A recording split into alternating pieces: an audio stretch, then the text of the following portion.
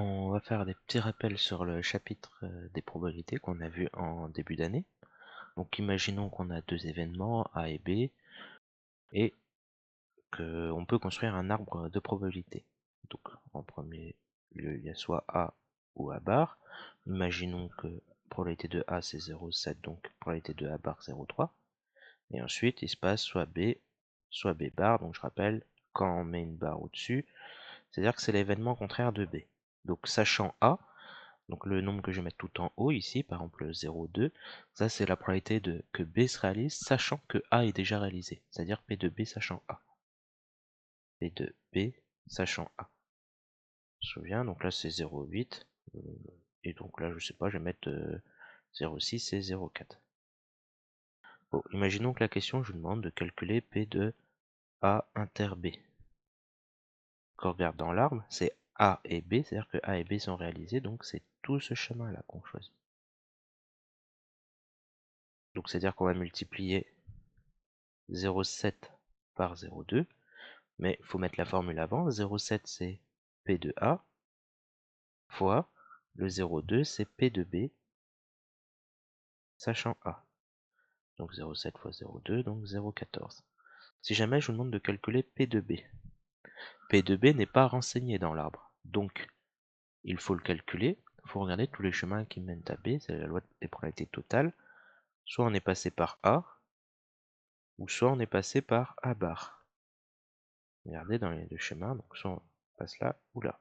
Donc on calcule ces deux probabilités. P de A inter B, on l'a déjà calculé avant, c'est 0,14.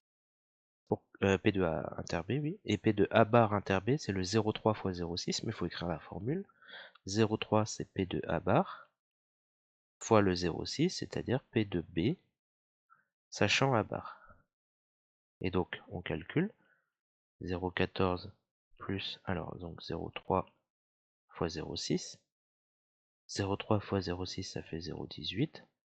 Avec le 0,14 devant, ça nous donne 0,32. Très bien. Imaginons cette fois, je vous demande de calculer P de, je sais pas, P de A sachant B. Donc c'est-à-dire que c'est B qui est réalisé dans un premier temps et on veut calculer la probabilité de A sachant du coup que B a été réalisé.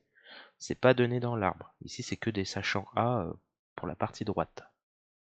Donc on utilise la formule, la probabilité de l'intersection, B inter A ou A inter B, c'est pareil, divisé par P de B, la lettre la plus basse. On peut retenir ça comme ça. P de A inter B, on l'a déjà calculé avant, c'est 0,14, divisé par 0,32, et on peut calculer cette chose-là. Donc ça, ce sont des petits rappels, hein, ce qu'on a déjà vu sur les probabilités, et je vous demande donc de faire l'exercice 1 de ce premier chapitre. Donc ce qui va nous permettre d'introduire plusieurs notions. Je vous suggère plutôt de mettre sur pause, d'essayer de faire les questions, et on corrige. N'hésitez pas à mettre sur pause régulièrement pour essayer d'avancer au fur et à mesure. Donc, moi j'entame tout de suite la correction. Donc on lance une pièce de monnaie 2 fois de suite et on note le résultat obtenu à chaque lancer.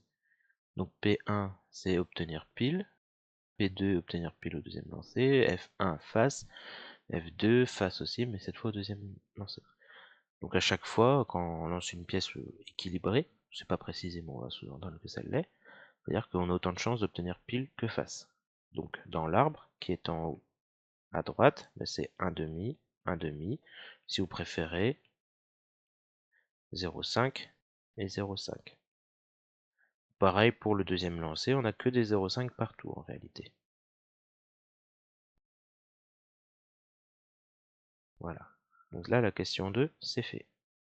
Question 1, pardon. Question 2, calculer la probabilité d'obtenir pile au premier, puis face au deuxième. Donc c'est-à-dire qu'on calcule d'abord pile, puis face. Donc P1 inter F2. Et donc quand on calcule P1 inter F2, quand on regarde dans l'arbre, c'est le chemin là où j'ai mis la petite flèche bleue en haut à droite. Donc c'est-à-dire qu'on fait d'abord P de P1 fois P de F2 sachant P1. Donc c'est 0,5 fois 0,5 c'est 0,25. Question 3, calculer P de F1 inter F2, donc c'est-à-dire face au premier et face au deuxième. On utilise la même formule, hein. Cette fois c'est la ligne tout en bas. Donc c'est-à-dire, on fait d'abord F1 fois P de F2 sachant F1, c'est-à-dire toujours 0,5 fois 0,5, on obtient 0,25.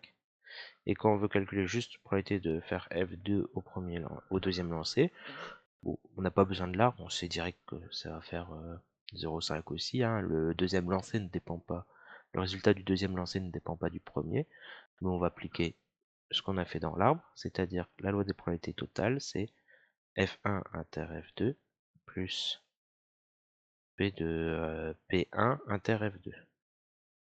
Alors si vous les avez mis dans l'autre sens, si vous avez mis d'abord P et ensuite F, c'est bon aussi, hein, c'est exactement pareil. On calcule, on a trouvé 0,25 pour le premier, 0,25 pour le deuxième. On additionne les deux, on trouve bien 0,50, c'est-à-dire 0,5. Donc ça, avec des petits rappels, il n'y a pas de problème là-dessus. Si on remarque bien, là, il y a 4 possibilités. Si vous regardez dans l'arbre, il y a 4 issues finales. Donc là où j'ai mis les 4 flèches bleues en haut à droite. La première flèche bleue, c'est quand on obtient P1 et P2, c'est-à-dire pile au premier, pile au deuxième. Ça correspond à ce P1, P2. Le deuxième P1 et F2. Ensuite F1, P1, P2, pardon, et F1, F2. Donc il y a 4 issues au total. Et donc, on va désigner une lettre X, ce sera une sorte de fonction, ici. C'est ce qu'on appellera plus tard une variable aléatoire. Qu'est-ce que ça fait? Ça va compter le nombre de piles obtenues pour chaque issue. Pour la première issue que j'ai entourée, il y a 2 piles, ce qui explique cette formule-là. Pour le deuxième lancé, P1, F2, il n'y a qu'un seul pile.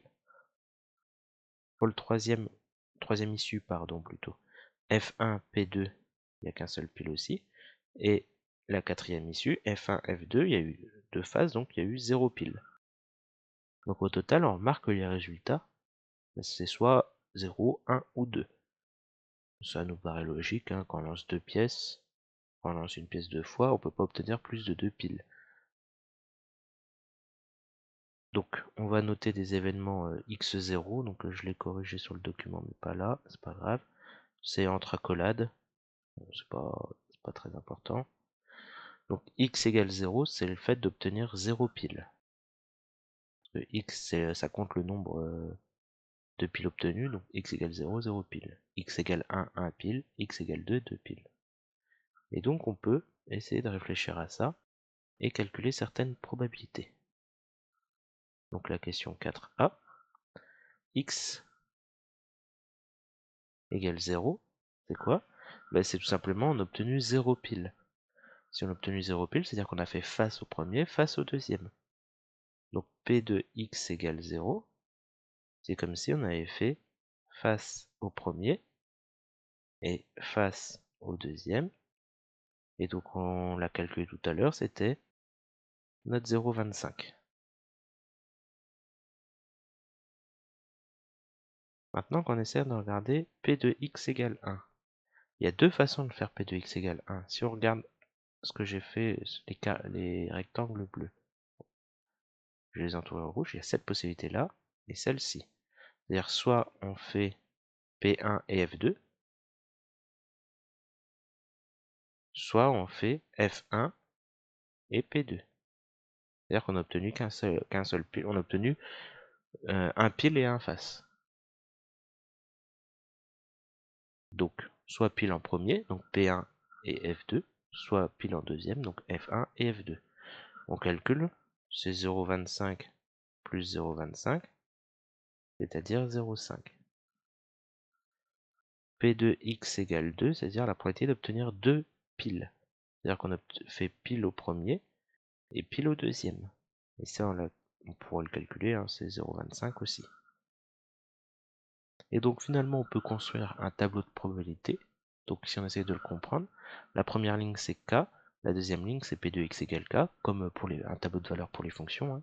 Donc pour 0, on calcule p de x égale 0. C'est quoi? Ben, c'est 0,25. Pour 1, ben, c'est p de x égale 1. Et on l'a calculé juste en dessous, c'est 0,5. Et pour 2, c'est comme si on avait P de x égale 2, c'est-à-dire 0,25 aussi. Vous remarquerez que lorsque j'additionne ces trois probabilités, on obtient tous les résultats possibles, et donc quand on additionne toutes les probabilités, ben on obtient 1. Ici, c'est ce qu'on appelle la loi de probabilité de grand X. Parce qu'on a décrit tous les cas de figure possibles, et pour tous les cas de figure, ben on a trouvé les probabilités.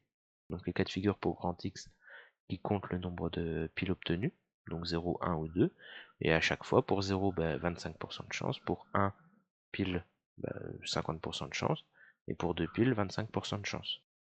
Jusque-là, ça paraît assez logique. Donc ça, c'est ce qui clôture ce premier exercice.